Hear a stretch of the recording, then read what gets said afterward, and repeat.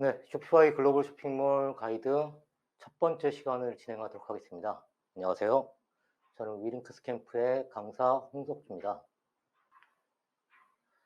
제 소개를 좀 잠깐 하자면 저는 글로벌 셀링하고 해외 배송을 전문으로 하는 기업을 운영하고 있고요. 네, 현재 글로벌 셀링을 하는 현업 셀러이기도 합니다. 그리고 글로벌 셀링하고 컨설팅을 같이 지금 하고 있고요. 그다음에 뭐 우체국하고 DHL 등을 통한 해외 배송 물류센터도 운영하고 있습니다. 제 소개는 여기까지만 하고요. 네, 실제적인 강의를 이어가도록 하겠습니다. 네, 쇼피파이 글로벌 쇼핑몰에 관련된 건 총 2번에 나눠서 강의를 진행을 할 거고요. 네, 첫 번째로 오늘 하는 내용은 크로스보더 이커머스가 어떤 건지, 그 다음에 마켓플레이스하고 글로벌 스토어가 어떻게 다른지, 그리고 이제 쇼피파이가 오해를 하시는 부분들이 있어서 쇼피파이가 정말로 어떤 건지, 그리고 그런 쇼피파이로 스토어를 어떻게 만드는지, 마지막으로 이제 자주 묻는 질문과 답변 시간을 가질 거고요. 그리고 두 번째 시간에는 쇼피파이로 이렇게 스토어를 완성한 다음에 그 스토어에 상품을 어떻게 등록하는지, 그리고 그 스토어에 주문이 들어오면 그걸 어떻게 처리하는지, 그리고 내 스토어를 어떻게 마케팅하고 하는지 등등에 관련돼서 이어가도록 하겠습니다. 네, 첫 번째 시간으로 크로스보더 이커머스. 크로스보더 이커머스라고 하는 건 어떤 걸 뜻하는 거냐면 국경을 넘는 전자상거래입니다. 영어 자체로는 그렇게 돼 있고, 이게 무슨 뜻이냐면 국경 간 거래라는 뜻이죠. 그래서 국내 거래가 아니라 해외로 셀링을 하고 있는 해외 셀링 전체가 크로스보더 이커머스가 되는 거고요. 그 중에서 이제 전자상거래로 하는 경우가 이제 크로스보더 이커머스가 되죠. 그래서 온라인으로 전 세계 또는 특정한 국가 또는 특정한 지역 일부를 대상으로 해서 상품을 판매하는 거, 이걸 크로스보더 이커머스라고 합니다. 이때 이 판매 대금을 웨어로 받느냐 또는 우리나라 화폐인 하나로 받느냐는 전혀 관련이 없습니다. 즉 우리나라 화폐로 결제를 받았지만 해당 물품이 해외로 나간다고 하면 그 경우에는 크로스워드 이커머스에 속합니다. 네. 즉 수출이 된다는 뜻이죠. 그래서 그런 거고, 글로벌 셀러는 뭐라고를 뜻하냐면 크로스워드 이커머스를 하는 판매자를 뜻합니다. 그래서 글로벌 셀러라고 하면 전 세계를 상대로 하는 셀러만을 뜻하는 게 아니라 크로스보드 보더, 즉 국경을 넘기만 하면, 그래서 즉 수출이 이루어지는 그런 이커머스, 전자상거래를 하고 있는 모든 판매자는 다 글로벌 셀러라고 합니다.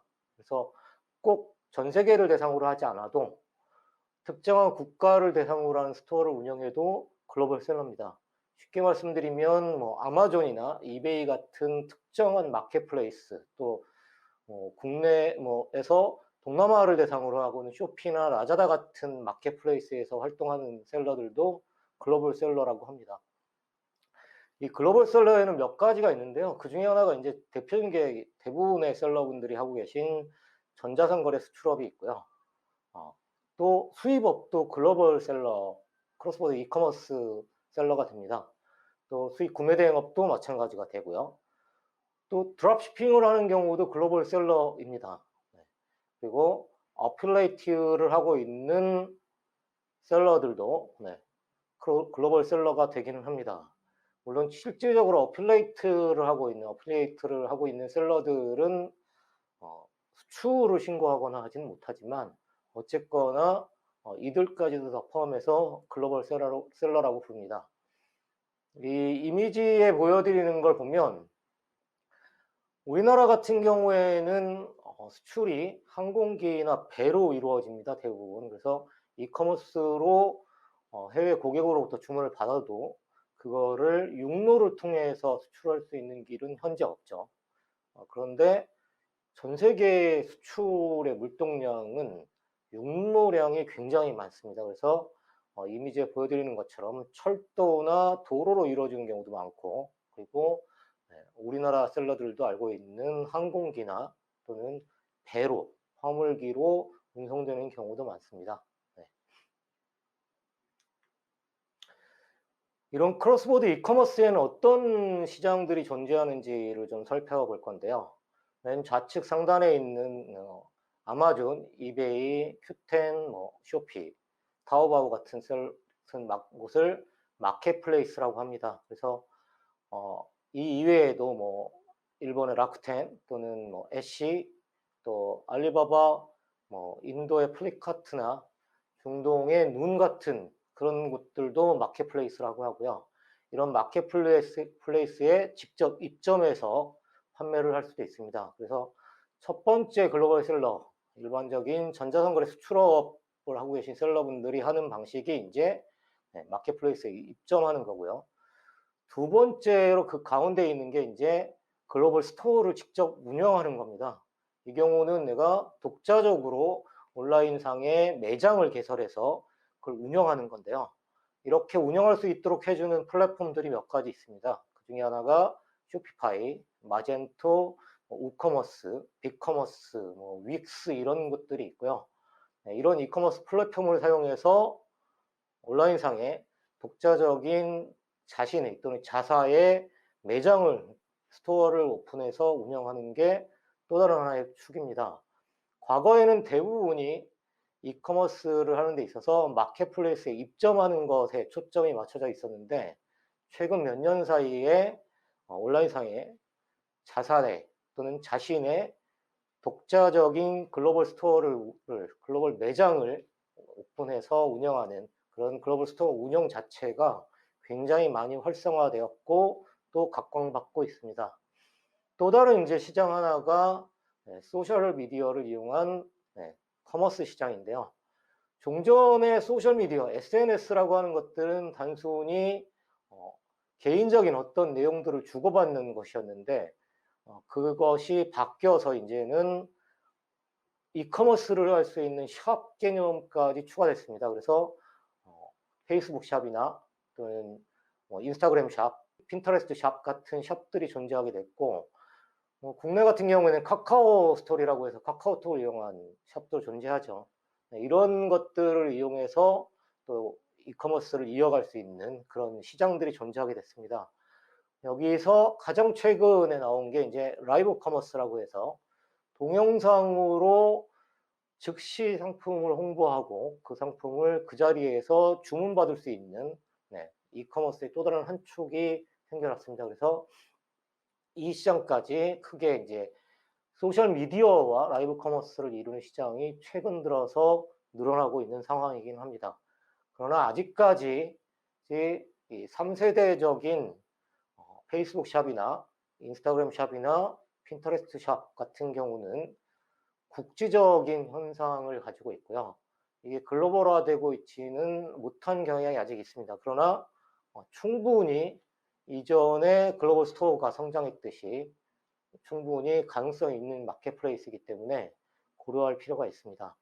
자, 이런 크로스보드 이커머스 시장에서 마케팅을 하는 방법이 크게 두 가지로 나눌 수 있습니다. 그 첫 번째가 소셜 미디어를 활용하는 겁니다.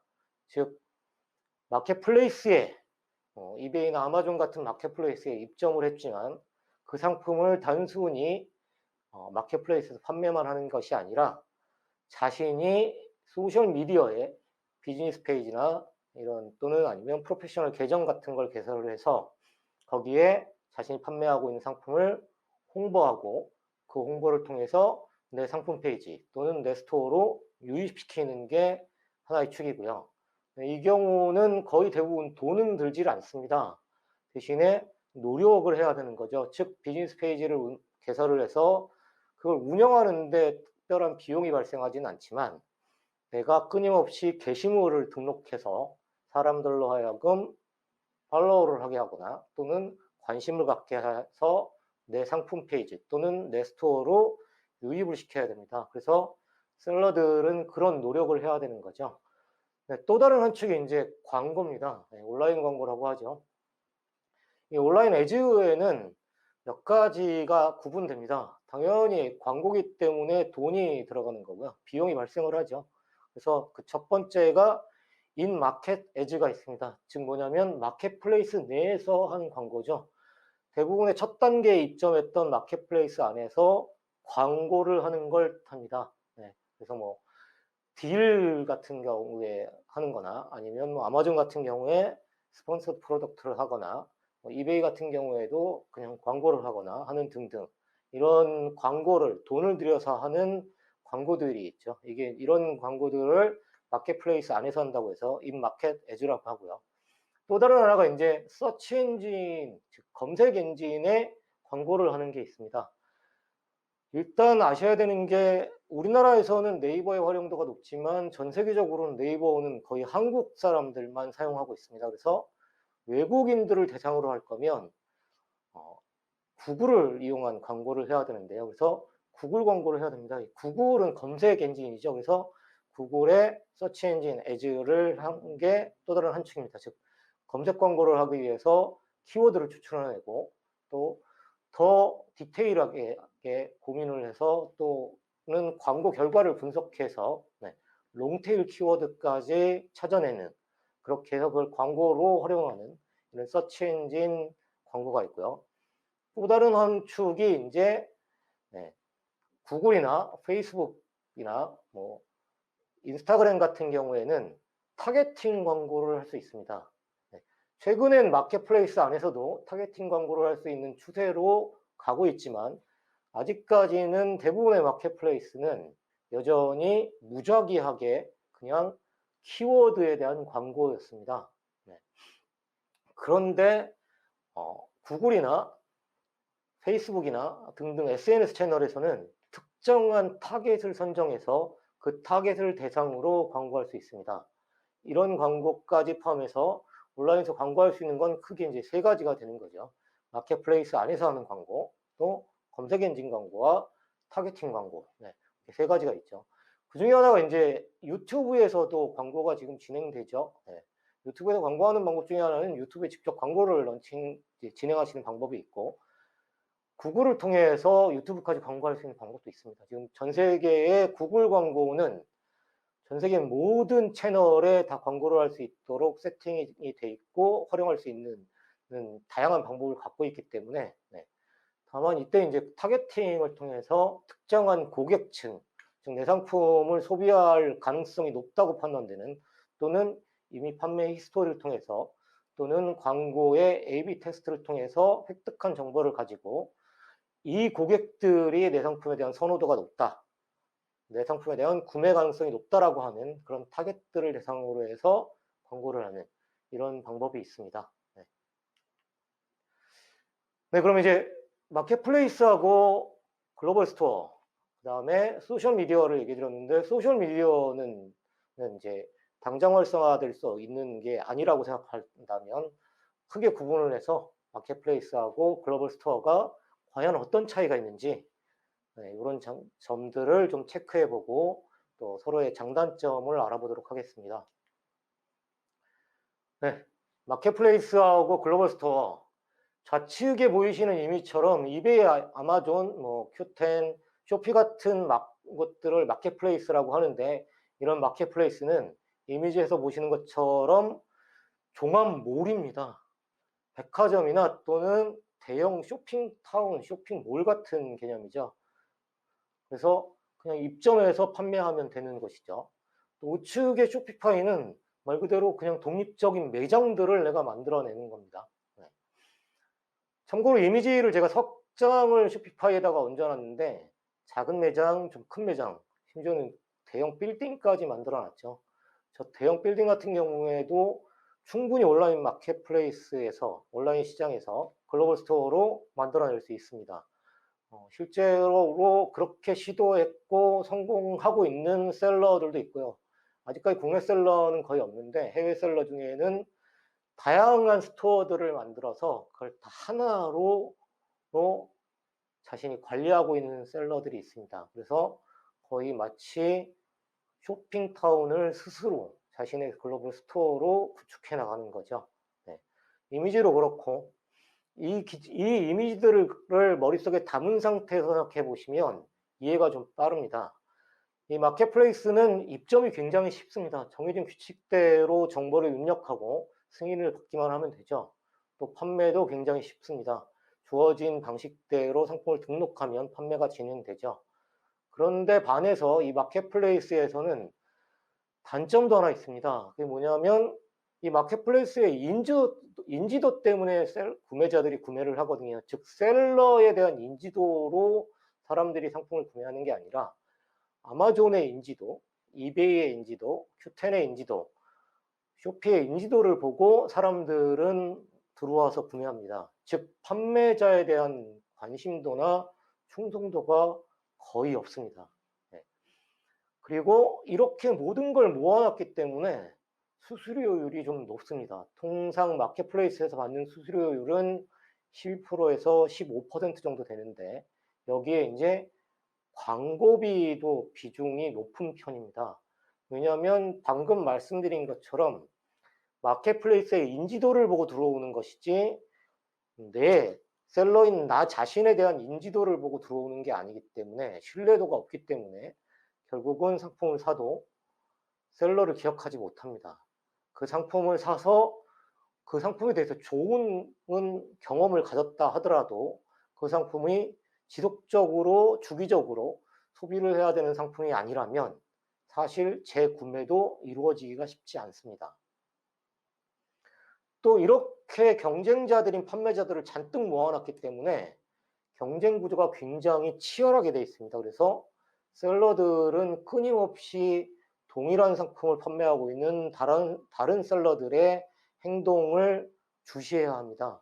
그들이 얼마에 판매하고 있는지, 또 어떻게 광고하고 있는지를 계속해서 주시하고 있으면서 경쟁력을 유지해야 되는 굉장히 스트레스를 받기는 하죠. 네. 그리고 마지막으로 마켓플레이스에서 정해놓은 정책이 있으면 셀러는 무조건 따라야 합니다. 당연한 거죠. 이 마켓플레이스 입장에서는 굉장히 많은 다양한 셀러들을 흡수한 상황인데 이들에게 편하게 판매하라고 하는 건 기술적으로 편하게 판매할 수 있는 시스템을 갖췄다는 것이지 이들이 소비자에게 판매를 하면서 발생할 수 있는 문제까지도 마켓플레이스가 편하게 해결해 준다는 뜻은 아닙니다. 이 때문에 마켓플레이스에서 입장에서는 자신들의 인지도와 신뢰도를 통해서 구매자들이 유입됐기 때문에 구매자들에게 문제가 발생하지 않도록 정책을 구성합니다. 특히나 대표적으로 그 중에서 각 국가의 행정적 규제, 법규나 또는 어떠한 특정 규제들이 있다면 그 규제를 마켓플레이스는 무조건 따라갑니다. 그럴 수밖에 없죠. 예를 들어서 쇼피의 말레이시아 시장에 입점을 했다고 한다면 쇼피는 말레이시아 시장에서 말레이시아의 법을 따라갈 수밖에 없습니다. 그렇지 않고 마켓플레이스를 운영할 수가 없죠.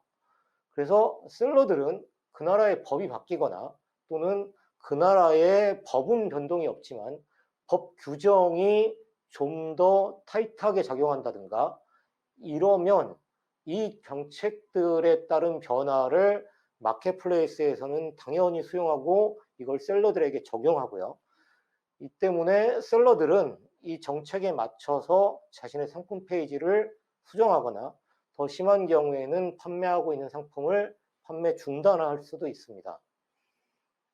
그럼 이런 단점만 있는 게 아니죠. 기본적으로 입점이 굉장히 쉽고 이미 마켓플레이스의 인지도와 신뢰도로 구매자들이 엄청나게 몰려있기 때문에 판매도 좀 쉬운 편입니다. 그래서 적당한 홍보법과 적당한 광고, 그 다음에 상품 페이지를 좀 적당히 그리고 괜찮게 또 상품의 가격 경쟁력이 조금 있다고 한다면 판매는 좀 쉽게 일어날 수 있습니다. 대신에 말씀드린 것처럼 수수료가 좀 높고 광고비 비중도 좀 높고 경쟁 구조가 좀 치열하고 마켓에서 정책이 변하거나 마켓이 입점한 국가의 정책이 바뀌면 그에 따라서 셀러들도 자신도 대응하고 또는 수긍하고 또는 수용하고 가야 된다는 거죠. 이에 반해서 쇼피파이는 1차적으로 내가 온라인상에 매장을 만들어야 합니다. 즉 자체적으로 브랜딩을 해야 되는 상황이죠. 매장을 개설하기 위해서 필요한 모든 것들을 스스로 만들어야 하기 때문에 일단 마켓플레이스에 비해서 만드는 데 드는 시간이나 노력이 좀 더 필요합니다. 동시에 온라인상에 내가 만든 매장이기 때문에 아직 소비자들, 잠재 고객들의 인지도가 전혀 없어서 내가 내 스토어를, 내 상품을 따로 광고 홍보를 하는 노력을 더 열심히 해야 합니다. 마켓플레이스보다. 네. 그러나 광고를 하거나 홍보하는 건 어차피 마켓플레이스에서 다 하고 있는 거라서 그렇게 너무 어렵게 생각하실 필요는 없습니다. 즉 스토어를 구축하고 개설하는 데 있어서 문제가 될 만한 소지가 있다라고 생각할 수 있는데 이 또한 사실은 플랫폼들이 쉽게 해결할 수 있도록 제공하고 있어서 어려워하지 않아도 됩니다.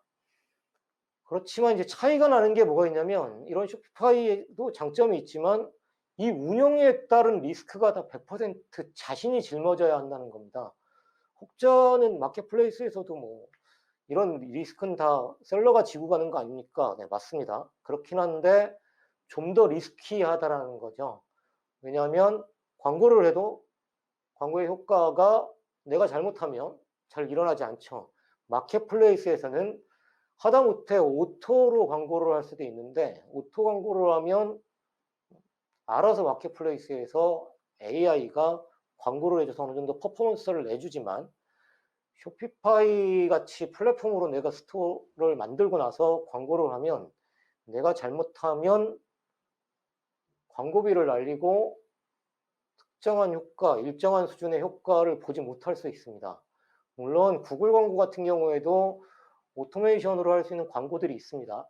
네, 그렇긴 한데 그 광고의 효과가 마켓플레이스에서 하고 있는 오토메이션 광고보다는 떨어집니다. 왜냐하면 이미 마켓플레이스에 한정된 고객을 대상으로 하는 게 아니라 글로벌하게 구글에 접속돼 있는, 구글을 사용하고 있는 모든 유저를 대상으로 하고 있기 때문에 효과는 좀 떨어질 수 있어서 운영 리스크가 좀 더 클 수 있습니다. 그렇지만 이 장기적인 관점에서의 투자가 그래서 필요한 거죠. 네. 대신에 이 장기적으로 보면 내 스토어로 그렇게 해서 유입된 고객이 실제로 구매를 하고 그 구매를 해서 상품을 배송받고 서비스를 제공받은 상태에서 만족도가 있다고 한다면 다시 내 스토어에 방문할 확률이 마켓플레이스보다 월등히 높습니다. 이 차이는 이베이나 아마존에 방문할 확률이 높다, 이거하고 다른 개념입니다. 이미 구매자들은 이베이나 아마존 같은 마켓플레이스에 방문은 월등하게 합니다. 그런데 그 안에서 나에게 방문하는 확률이 지극히 낮은데 이걸 광고를 통해서 끌어오는 구조인데 구글 광고나 또는 SNS 광고를 통해서 쇼피파이가 또 스토어를 만들었을 때는 유입된 고객들이 만족을 느낀다면 이 고객들은 재방문을 한다는 거죠. 내 스토어에. 내 스토어에 재방문한다는 건 무슨 뜻이 되냐면 내 스토어에 있는 상품들을 1차적으로 살펴보게 되고 그 안에서 만족스러운 원하는 상품이 있다면 다시 구매하는 겁니다. 그래서 예를 들어서 제가 화장품을 전문으로 취급하는 온라인 매장, 글로벌 스토어를 오픈해서 운영하고 있다면 일단 하나의 상품을 광고를 통해서 사고 그거에 대해서 만족하는 고객은 다시 내 스토어에 들어와서 다른 괜찮은 화장품들이 있는지 찾아볼 수 있는 확률이 엄청나게 늘어난다는 거죠. 그래서 재구매율이 좀 높은 게 있습니다. 이 때문에 장기적인 관점에서 바라보면 보다 안정적으로 셀링을 할 수 있는 이점이 있습니다. 또 하나가 마켓플레이스에서는 외부 환경 변화가 바뀌면 환경 자체의 변화가 일어나면 이걸 수용할 수밖에 없는데 왜냐하면 입점되어 있는 마켓플레이스 자체가 그걸 수용하니까요. 또 그 수용을 강제하고 있으니까요. 그런데 온라인상에 내 자신이 만든 매장은 그걸 수용하느냐 마느냐를 내가 결정합니다.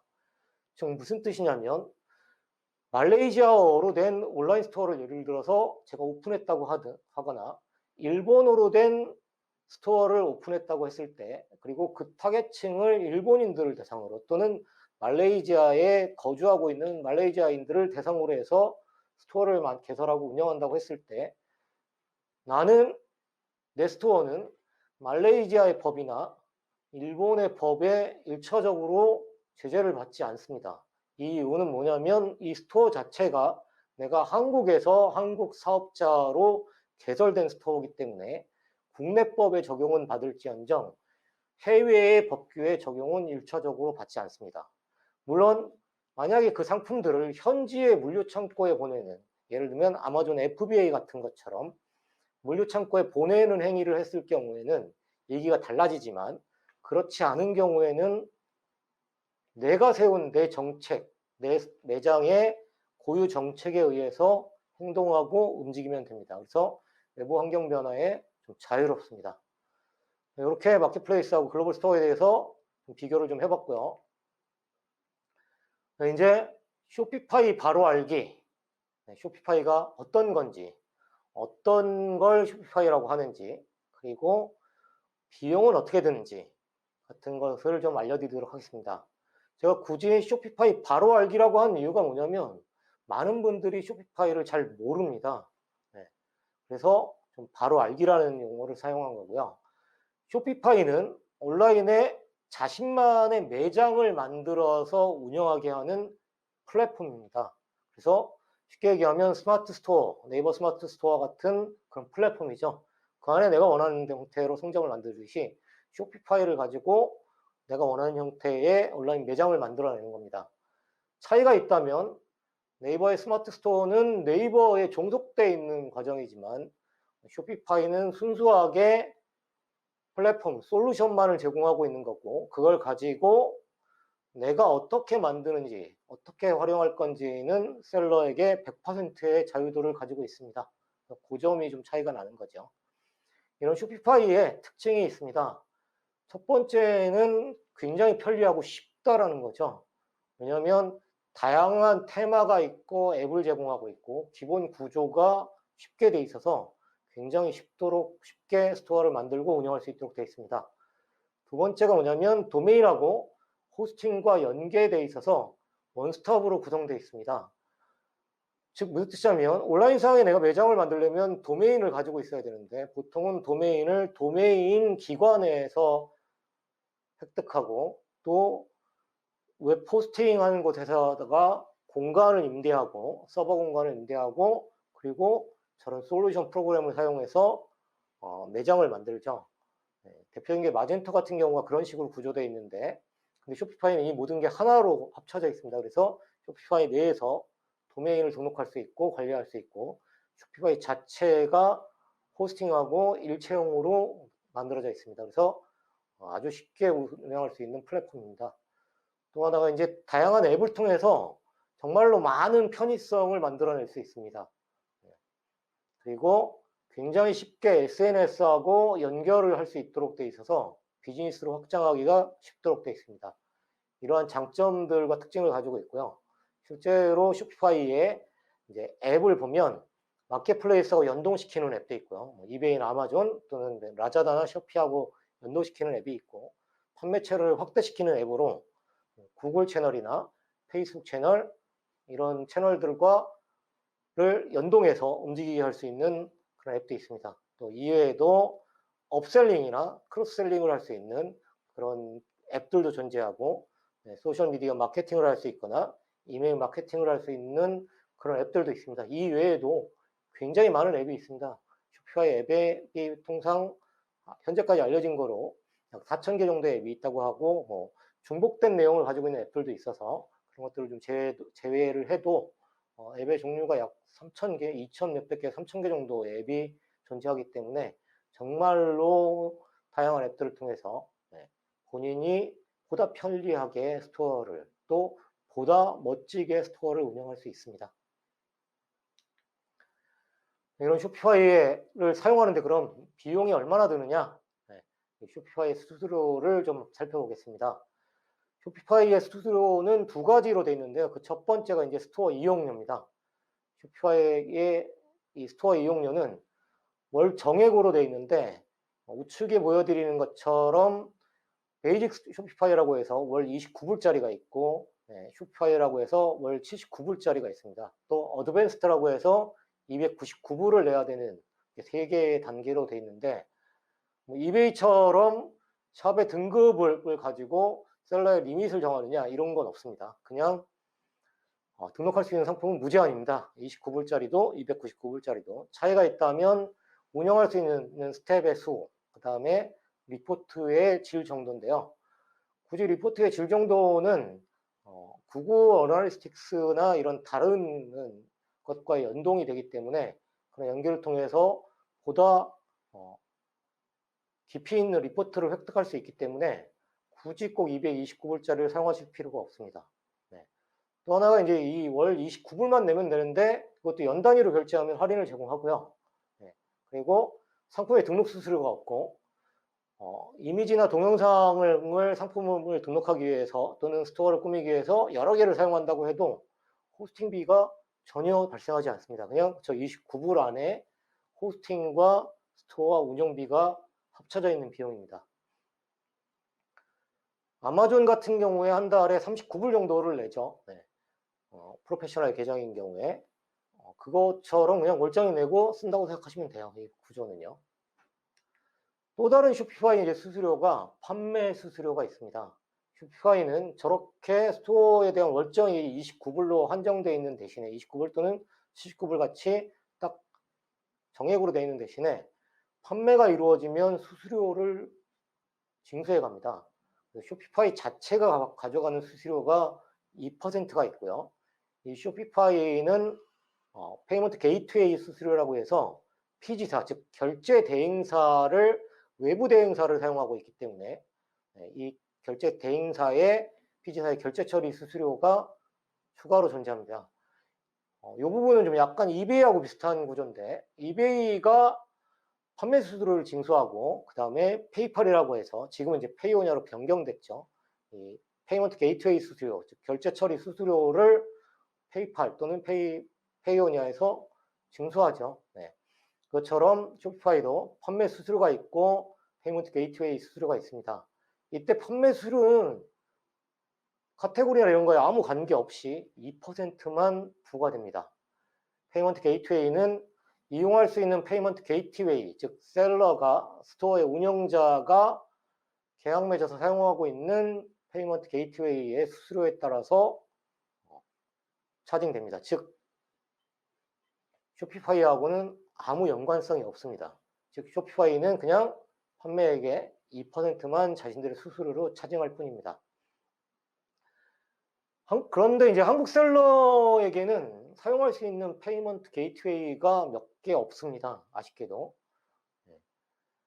첫 번째가 이제 페이팔이고요. 또 다른 하나가 아시아빌이 있고, 체크아웃이 있고, 페이먼트 월이 있습니다. 최근에 이제 핑퐁 글로벌이라고 하는 것까지 해서 5가지가로 늘어났는데, 실제로 쇼피파이에서 지원하고 있는 페이먼트 게이트웨이는 수십 개가 되는데도 불구하고 한국 셀러가 글로벌 셀링을 하는 데 있어서는 이렇게 5가지 정도밖에는 사용할 수 없습니다. 페이먼트 게이트웨이로. 쇼피파이가 작년까지는 그렇지 못했는데 올해 들어서 좋은 소식 중에 하나는 국내 쇼핑몰을 쇼피파이로도 만들 수 있습니다. 즉 한글화된 쇼핑몰을. 그리고 이때 한화로 결제받을 수 있는 것 중에 하나가 가능해졌습니다. 그게 KJ 이니시스를 통해서 계약을 해가지고 쇼피파이의 페이먼트 게이트웨이로 설치할 수 있습니다. 국내 쇼핑몰을 할 경우에는 KJ 이니시스를 지원합니다. 그러면 셀러는 해외 판매를 할 때 페이팔이나 이런 페이먼트 게이트웨이 5가지 정도 중에 하나를 계약해서 사용하시고 국내로 할 때는 KJ 이니시스를 설정해서 할 수 있느냐, 이게 아쉽게도 같이 되진 않습니다. 네. 다양한 피지사를 연동할 수 있긴 한데 그것이 된다고 하더라도 내 스토어를 운영하는 데 있어서 국내도 구매할 수 있고 해외도 구매하게 할 수 있는, 그런데 각각의 화폐로 구매할 수 있도록 구분할 수는 없습니다. 그 점이 좀 차이는 있어요. 이런 점이 좀 있고요. 대신에 다양한 페이먼트 게이트웨이를 지원하기 때문에 한국 셀러도 쉽게 사용할 수 있다는 거죠. 가장 쉽게 이용할 수 있는 페이먼트 게이트웨이는 페이팔입니다. 이유는 뭐냐면 페이팔의 결제 대행을 맡기는 계약을 체결하기 위해서 회원가입해서 승인을 받는데 절차가 굉장히 간단하게 되어 있기 때문에 페이팔이 가장 한국 셀러는 이용하기가 쉽습니다. 나머지 결제 대행사들은 별도의 계약 절차를 통해서 계약을 해야 되고 그 절차상의 승인 기간이나 승인 과정이 필요한 경우가 있어서 용이하지 못한 경우들도 있습니다. 그래서 보통은 초반에 페이팔을 이용해서 하시고 이후에 내 스토어에 글로벌 스토어의 퍼포먼스, 셀 히스토리가 늘어나고 성장하면 그때 보다 더 좋은 조건 또는 보다 더 다양한 서비스를 제공하는 결제 대행사를 찾아서 승인받고 그 대행사로 전환하시는 것도 가능합니다. 이 페이팔의 수수료가 있는데 이 페이팔의 수수료는 뭐 이베이 셀러분들은 거의 다 아시는 것처럼 0.3불 플러스 결제 금액의 4.4% 정도. 좀 낮아지면 월간 결제액의 총액에 의해서 차등되는데 3.4%까지 수수료를 낮출 수 있습니다. 결과적으로 두 가지를 합치면 페이팔, 쇼피파이를 하는 데 있어서 수수료는 기본적으로 한 달에 내는 월정액, 그 다음에 판매 수수료로 쇼피파이에 내는 수수료와 페이먼트 게이트웨이에 내는 수수료 두 가지를 합쳐서 약 6%, 6.4% 정도의 수수료를 내게 됩니다. 이베이나 아마존 같은 경우보다 월등하게 수수료율이 낮죠. 거의 10% 가까운 수수료를 절감이 있기 때문에 이베이나 아마존 같은 마켓플레이스에 입점하고 있는 수많은 셀러들이 해외 같은 경우에 또 국내에서도 점차 늘고 있는 게 판매 가격의 10% 정도를 낮춘다고 하더라도 동일한 마진이 확보된다는 이점이 있습니다. 그래서 이런 장점을 가지고 글로벌 스토어를 개설하고 운영하고 있는 추세가 더 증가하고 있습니다. 그럼 이런 쇼피파이를 가지고 내 스토어를 어떻게 만드느냐? 이걸 좀 이제 알려드리도록 하겠습니다. 쇼피파이는 기본적으로 14일간 무료 사용할 수 있는 기간을 제공합니다. 그래서 제일 처음에 스토어를 한 14일 동안 만들어라. 그리고 살펴봐라는 의미에서 14일간의 무료 기간을 제공하고 있고, shopify.com이라고 하는 사이트에 가서 우측 상단에 Start Free Trial이라고 하는 버튼을 클릭하면 아주 쉽게 회원가입할 수 있습니다. 별다른 질문 없이 회원가입하고 그러면 그 날짜부터 14일간 사용료를 내지 않고 무료로 스토어를 만들 수 있습니다. 물론 제약도 있습니다. 제약 중에 하나가 뭐냐면 앱을 설치할 수 없습니다. 유료 앱들을 설치를 못하는 게 왜냐하면 유료 앱들은 이제 돈을 차징해야 되는데 무료 사용 기간 동안에는 당연히 그 차징을 할 수 없어서 기본적으로 앱은 설치하지는 못하지만 내 스토어를 만들 수는 있습니다. 그럼 이 스토어를 만들 때 이렇게 무료 사용 기간이 14일 동안에 회원가입해서 14일 동안 사용하는 기간 동안에 그냥 무작정 회원가입해서 14일을 쓰면 되느냐? 아닙니다. 가입하기 전에 좀 준비해야 될 사항이 있습니다. 첫 번째가 이제 스토어의 로고, 그 다음에 도메인이 필요합니다. 스토어의 로고가 당연히 있어야 되죠. 예를 들면 아마존의 브랜드 샵을 열거나 쇼피의 스토어를 열어도 로고가 있죠. 그런 샵 로고가 있듯이 스토어의 로고를 만들면 됩니다. 그리고 당연히 이게 별도의 온라인에 나만의 독자적인 스토어 매장을 만드는 거기 때문에 도메인이 있어야 합니다. 따따따로 시작하는 도메인이 있어야 되죠. 그리고 당연히 이 스토어를 소개하는 회사나 또는 회사의 이름으로 스토어를 만들든 아니면 특정한 셀링 브랜드로 만들든 이런 소개하는 내용을 당연히 컨텐츠를 미리 정리하고 확보해 둬야 됩니다. 그래야 내 스토어, 이 스토어는 어떤 스토어입니다. 우리는 뭘 판매합니다. 같은 걸 해야 되니까.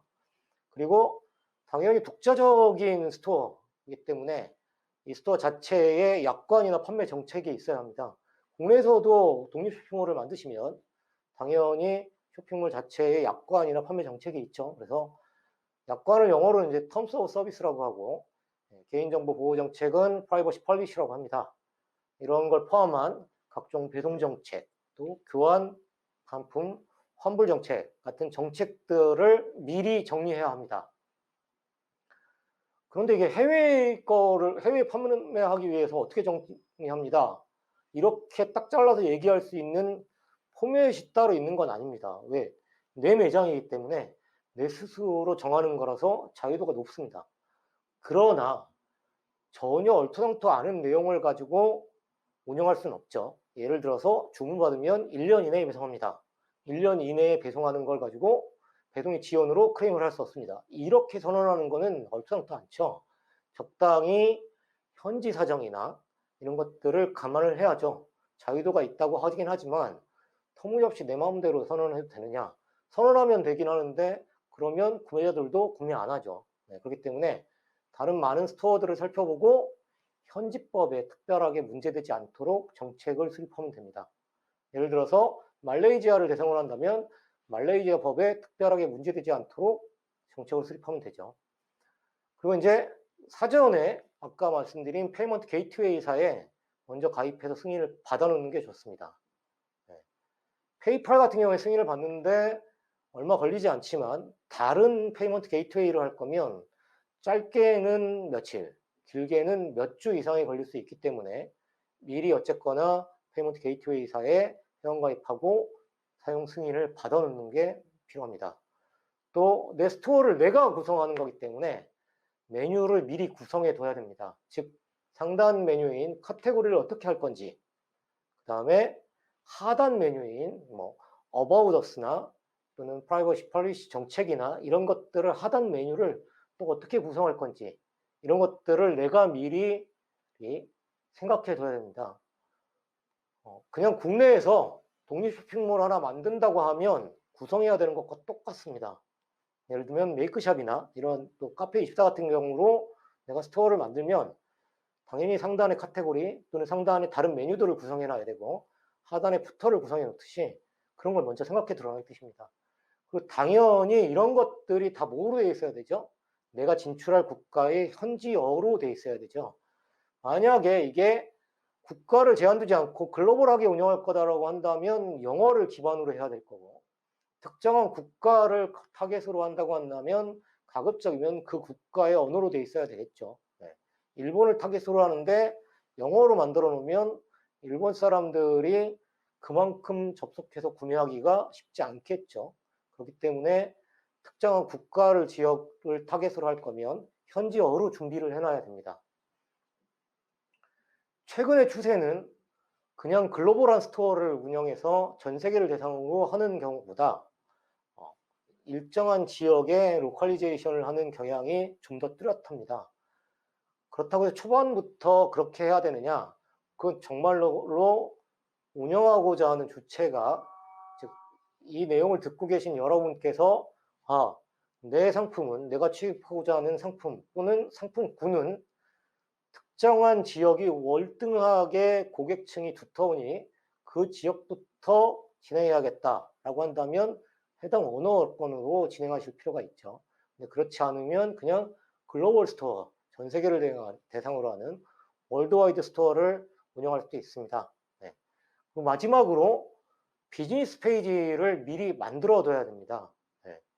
즉 페이스북이나 인스타그램, 핀터레스트, 유튜브 같은 곳에 자신이 운영할 비즈니스 페이지들을 미리 개설해 둬야 됩니다. 왜 비즈니스 페이지냐면 보통은 운영자이신 오너나 또는 운영할 담당자의 개인 SNS는 대부분 있습니다. 그런데 별도로 비즈니스 페이지를 만들어 두지 않으면 이게 그냥 섞여버립니다.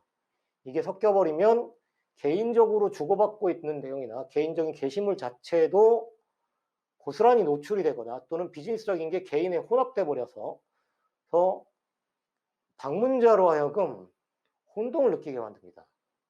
그리고 제대로 구분돼서 활동이 안 되기 때문에 반드시 이 스토어를 운영하기 위한 비즈니스 페이지를 개설해 둬야 합니다.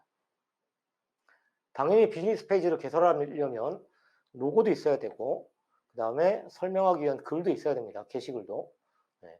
그런 프로필도 있어야 하기 때문에 그런 것들은 이미 방금 전에 말씀드린 것처럼 스토어를 위한 로고, 그다음에 소개 이런 것들을 준비하는 과정에서 고스란히 있는 걸 그대로 사용하면 됩니다. 네. 그래서 이렇게 총 6가지로 구성되어 있는 내용들을 먼저 준비하실 필요가 있습니다. 이것들을 다 준비하신 다음에 스토어를 만드는데 스토어를 만들기 위해서 쇼피파이의 디자인과 세팅에 대해서 좀 이해할 필요가 있습니다. 쇼피파이는 기본적으로 세팅스라는 메뉴 안에 쇼피파이를 위한 내 스토어를 위한 기본 설정들을 할 수 있도록 되어 있습니다. 그 설정을 바탕으로 해서 뭐를 가지고 하느냐면 중추가 되는 게 페이지, 블로그, 컬렉션입니다. 이게 뭐냐면 페이지는 각종의 게시글들입니다. 즉 회사를 소개하거나 브랜드를 소개하거나 또는 정책을 소개하거나 판매 정책, 구매 정책, 반품 정책, 또 개인정보 보호 정책, 약관 같은 그런 것들이 이제 페이지 게시글로 형성이 되고, 또 블로그라고 해서 별도로 이런 게시글과 별개로 또다시 게시판을 운영할 수 있습니다. 그래서 리뷰나 또는 아니면 고객들에게 홍보성 글이라든가 이런 것들을 만들어내고 운영할 수 있습니다. 그래서 쇼피파이의 또 다른 특징인데, 보통 스토어를 만들고 게시글, 또 블로그 같은 것들을 따로 운영하거나 하는데, 쇼피파이는 이걸 그냥 쇼피파이 안에서 구성해서 스토어에 얹어놓을 수 있습니다. 그런 블로그가 한 축이 있고, 그 다음에 컬렉션이라고 해서 영어를 한글로 표현하면 그대로 뭔가 모아놓은 거죠. 그래서 상품을 모아놓은, 즉 카테고리도 컬렉션이고, 글들을 모아놓은 게시판도 컬렉션입니다. 그리고 블로그들을 모아놓은 블로그의 게시판도 컬렉션입니다. 그렇게 해서 뭔가를 모아놓으면, 페이지를 모아놓든 블로그를 모아놓든 상품을 모아놓은 걸 다 컬렉션이라고 합니다. 그렇게 해서 내가 컬렉션이라는 분류를 해놓는 거죠. 이렇게 분류를 해놓고 한 요 중간 기둥축을 기준으로 해서 이제 테마라고 해서 쇼피파이에서 기본적으로 제공하는 디자인 템플릿이 있고, 내가 돈을 주고 유료로 구매할 수 있는 템플릿들이 있는데, 이 템플릿을 가지고 테마라고 합니다. 이 템플릿을 이용해서 스토어를 디자인할 수 있습니다. 이 장점이 어떻게 활용이 되냐면, 내가 템플릿을 바꾸면, 즉 테마를 바꾸면 아주 간단하게 기둥이 되고 바탕이 됐던 세팅스의 설정과 페이지, 블로그, 컬렉션을 그대로 그 정보를 가진 상태에서 스토어의 디자인을 바꿀 수 있습니다. 그래서 쉽게 얘기 드리면, 계절에 따라 스토어의 색깔을, 느낌을 달리해야 된다면 계절별로 테마를 운영해서 설치해가지고 그때마다 테마를 바꿔주면 그 색깔을 만들어낼 수 있습니다. 그러면 이렇게 해서 디자인 템플릿으로 만들어 놓은 다음에 마지막으로 우측에 있는 내비게이션이라고 해서 각각 만들어 놓은 컬렉션이나 페이지나 블로그 이런 것들을 어디에 배치하게 할 건지, 어떤 순서로 배치할 건지를 하는 설정을 하면 됩니다. 이 과정을 통해서 내 스토어를 운영하게 되죠. 개설하게 됩니다. 이런 디자인 세팅과 별개로 이제 메뉴를 어떻게 생겼는지 좀 보여드리면, 쇼피파이는 메뉴가 기본적으로 오더스라고 하는 메뉴, 프로덕트라고 하는 상품을 관리하는 메뉴, 그 다음에 커스텀스라고 해서 고객 관리하는 메뉴가 있고요. 어널리틱스라고 해서 스토어의 통계를 제공해주는 메뉴가 있습니다. 그리고 마케팅 메뉴라고 해서 마케팅을 하기 위한 뭐 디스카운트를 한다든가 아니면 캠페인을 연다든가 하는 걸 할 수 있는 메뉴가 있고요. 그 다음에 디스카운트라고 해서 얘를 아예 이제 따로 떼놔서 할인, 즉 디스카운트 행사를 할 수 있는 그런 메뉴가 있고요. 또 앱스라고 해서 쇼피파이에서 제공하는 또는 쇼피파이 앱스토어에서 제공하는 다양한 앱들을, 무료 또는 유료 앱들을 내가 사용해서 내 스토어를 좀 더 잘 꾸미거나 또는 이용의 편의성을 높일 수 있도록 하고 있는 메뉴가 있어요. 그리고 스토어의 디자인과 관련된 메뉴로는 두 가지가 있습니다. 하나가 온라인 스토어가 있고 세팅스가 있는데, 이때 이 세팅스는 바로 직전 페이지에서 말씀드린 바탕에 깔려있는 세팅스고, 그리고 이 온라인 스토어라는 메뉴 안에는 기둥과 좌우측이 되는 내용들이 되어 있습니다. 그래서 테마가 있고, 그리고 페이지스와 내비게이션이 있습니다. 다만 컬렉션만 특이하게도 프로덕트라고 하는 메뉴 안에 들어가 있습니다. 네. 이 테마라는 메뉴를 통해서 디자인 템플릿을 가져오고 설치를 해서 세팅을 하고요. 디자인을. 그 다음에 내비게이션과 페이지 메뉴를 통해서 페이지들을 정책을 생성하고 내비게이션으로 배치를 하는 거죠. 세팅스 메뉴를 통해서 기본 바탕을 깔아야 된다고 말씀을 드렸죠. 그래서 메뉴 구조가 이렇게 생겼는데 처음 스토어에 14일간 무료 이용을 시작하면 회원 가입해서 시작을 하면 하단에 맨 먼저 세팅스 메뉴부터 설정을 하고 그 다음에 세팅스가 끝나고 나면 페이지스, 그 다음에 블로그, 그 다음에 컬렉션을 만들어내고 그리고 나서 테마, 스토어 디자인으로 테마를 원하는 테마를 찾아서 설치하고 그리고 내비게이션 메뉴로 그것들을 배치합니다. 자, 이렇게가 메뉴의 구조로 되어 있고요. 요 중에 하단에 맨 마지막에 깔려있던 세팅스에는 메뉴가 이렇게 존재합니다. 그 중에서 중요한 것들을 제가 이렇게 표시를 해놨는데 제너럴은 스토어의 주소나 이런 것들을 설정하는 거고요. 언어도 설정하고 그리고 다른 메뉴들도 있죠. 셀러인 또는 스토어 운영자가 제일 처음 해야 될 것들이 1차적으로 제너럴, 그 다음에 두 번째 빌링을 통해서 수수료를 결제할 신용카드를 등록해야 됩니다. 그리고 세 번째로 로케이션을 통해서 발송하는 주소의 목록을 등록합니다. 내가 한 곳에서 발송을 하면 주소 하나만 등록하면 되지만 만약에 여러 개의 물류지를 운영하고 있으면 그 물류지를 다 등록해야 합니다. 그리고 나서 이 파일즈 메뉴를 통해서 스토어 디자인을 할 때 사용할 이미지들을 놓습니다. 또는 동영상도 올려놓고요. 단 상품을 등록할 때 사용하는 이미지와 동영상은 이 파일즈를 사용하지 않고 상품 등록 메뉴에서 씁니다. 그리고 피지사를 이제 회원가입해서 승인받았으면 페이먼트에다가 피지사를 연동하고요. 그리고 체크아웃을 통해서 고객의 결제 화면을 설정합니다. 그리고 나서 스토어의 운영용 책임들을 리걸 페이지를 통해서 기본적인 페이지들을 설정을 하고 그 다음에 나머지들은 스토어 디자인 중에 페이지스에다가 등록해 놓습니다. 그리고 여덟 번째로 배송 설정이라고 해서 쇼핑 앤 딜리버를 통해서 배송을 설정합니다. 다른 것들은 뭐 하나하나 해나가면 되는데 이 배송 설정만 좀 더 알려드리면 배송을 설정하는 단계가 있습니다. 그게 뭐냐면 쇼피파이는 기본적으로 프로필을 생성하도록 되어 있는데 프로필이 크게 두 가지로 나눠져 있습니다. 이 프로필이라는 의미는 뭐냐면 어떤 상품들을 어떤 국가들의 어떤 배송 서비스로 얼마의 배송료로 배달할 거다, 배송할 거다 라는 거를 설정하는 게 이제 배송 설정이 되는데 그거를 구분해 놓은 게 프로필입니다. 그래서 제너럴 쇼핑 프로필이 있고 커스텀 쇼핑 프로필이 있습니다.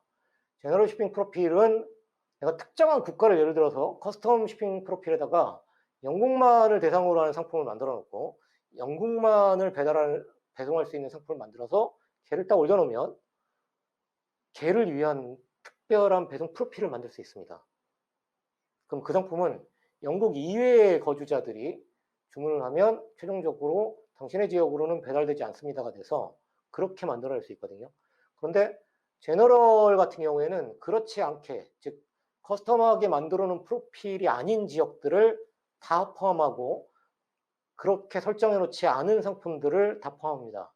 그래서 이렇게 하나의 제너럴 프로필을 만들어내야 되는 를 놓은 상태에서 뭘 해야 되냐면 일단 어떤 지역으로라는 걸 먼저 설정해야 됩니다. 그래서 국가를 설정하든지 아니면 특정 대륙을 설정한다든지 이렇게 설정할 수 있습니다. 또는 몇몇 국가를 동일한 배송비 지역으로 묶는다든지 하는 걸 할 수 있습니다.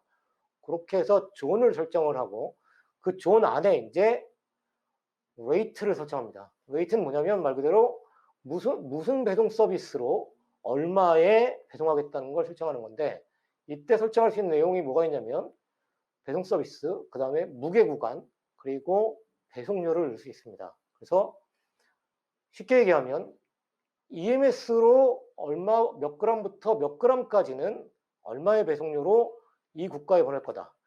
그 다음에 같은 EMS로 그 다음 무게부터 어느 무게까지는, 쉽게 얘기해서 1g부터 1kg까지는 예를 들어서 3만 원이다. 1.001g부터 2kg까지는 32,000원이다. 이런 식으로 설정할 수 있다는 거죠. 다만 이제 이게 만약에 미국의 영어로 만든다면 원이 아니라 이제 달러로 표기할 뿐이겠죠. 이런 식으로 레이트들을 다 입력하면 됩니다. 그렇게 해서 배송 서비스별, 중량 구간별로 배송 요금을 입력하면 배송 설정이 됩니다. 즉 이걸 통해서 무료 배송을 할 필요가 없이 각 지역에 맞도록 최적화된 배송료를 설정할 수 있습니다. 네, 이제 첫 번째 시간에 자주 묻는 질문과 답변을 알려드릴게요.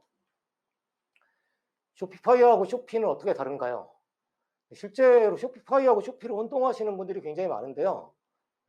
전혀 다릅니다. 쇼피는 동남아 최대의 모바일 마켓플레이스입니다. 쇼피파이는 이미 말씀드린 것처럼 글로벌 이커머스 플랫폼이죠. 그래서 쇼피는 말 그대로 동남아 6개국 지원하고 있는, 최근에 국가가 늘어나고 있지만 그 국가들을 대상으로 한 모바일 마켓플레이스에 내가 입점하는 거고요. 쇼피파이는 내가 내 스스로 내가 원하는 지역 또는 글로벌 상태로, 월드와이드한 상태로 스토어를 만들어서 운영하는 겁니다. 완전히 다른 시장이고 완전히 다른 구조죠. 이미 이번 시간에 서두에 말씀드린 것처럼 글로벌 마켓은 마켓플레이스에 입점하는 것과 내 스토어를 만드는 것인데, 쇼피는 그 입점하는 마켓플레이스 중에 하나라는 겁니다. 네, 또 다른 질문으로 쇼피파이 스토어를 만들고 운영하는 것은 어려운가요? 네, 결코 그렇지 않습니다. 어렵지 않습니다. 이미 다양한 테마가 이미 쇼피파이에 존재를 하고요. 그 이외에도 또 다른 테마들이 있습니다. 테마를 전문적으로 제공하고 있는 사이트들이 있어서 그런 곳에 약간의 비용을 들이고 테마를 구입해서 사용하면 되고요. 테마들은 월정액이 아니라 한번 구입하면 그 비용 한 번으로 끝나고 몇십 불에서 몇백 불짜리까지 있습니다. 그래서 다양한 테마를 내가 원하는 대로, 원하는 걸 구매하면 그걸 설치해서 아주 이쁘게 만들 수 있고요. 또 테마들이 다 템플릿화 되어 있어서 쉽게 세팅할 수 있습니다. 또 다양한 앱을 통해서 뭐 크로스셀링, 업셀링도 할 수 있고 마케팅 활동도 할 수 있고 뭐 스피너 같은 것도 운영할 수 있어요. 그래서 정말로 고객들이 스토어에서 다양하게 내가 하고 싶은 대로 할 수 있습니다. 다만 이게 이제 앱들도 유료여서 대부분의 앱들은 월정액으로 되어 있는데 월 정액에 뭐 10불 또는 15불, 비싼 거는 몇십 불짜리도 있습니다만 그런 것들을 사용해서 쉽게 만들 수 있습니다. 그리고 기본적으로 잘 만들어진 이커머스 플랫폼이기 때문에 웹 디자인 없이도 스토어 개설이 가능합니다. 또 관리자 메뉴가 굉장히 직관적으로 되어 있고요. 아까 메뉴 구조를 보여드렸죠. 그리고 아주 기본적인 모든 기능, 상품을 등록하고 주문을 처리하고 하는 그런 기능들이 다 제공되고 있습니다. 그래서 정말로 어렵지 않습니다. 디자인할 줄 몰라도 너무나 쉽게 할 수 있고요. 로고를 만들 수 있는 툴도 제공하고 있고, 심지어는 그래서 정말 어렵지 않게 진행할 수 있습니다. 네, 지금 보여드리는 건 쇼피파이의 테마를 구할 수 있는 곳인데요. 좌측에 있는 거는 쇼피파이 심스라고 해서 쇼피파이 테마 스토어고요. 우측은 스임포레스트라고 해서 전문적으로 테마를 거래하고 있는 사이트들입니다. 그래서 보여주시는 것처럼 뭐 스임포레스트 같은 데서 49불 또는 뭐 30불 이런 비용의 테마를 사서 설치할 수 있습니다. 또 이게 쇼피파이 앱스토어인데 이 앱스토어에서 정말로 많은 앱들이 있습니다. 지금 좌측에 보시면 전체 6,551개 앱이 등록되어 있고요. 이 중에 이제 중복된 기능을 갖고 있는 앱들도 있어서 그거는 이제 열심히 잘 확인해 보고 걸러내서 자신이 원하는 앱들을 설치해야 되는데, 다양한 기능을 기준으로 해서 카테고리를 구분해 놨고 이 카테고리를 통해서 내가 어떤 걸 하기 위한 앱들이 있는지를 찾아볼 수 있고 그걸 설치해서 운영할 수 있습니다. 오늘이 이제 첫 번째 시간이고요. 다음번에 두 번째 시간으로 상품 등록, 주문 처리, 마케팅 등등에 관련돼서 알려드리도록 하겠습니다. 네, 수고하셨습니다.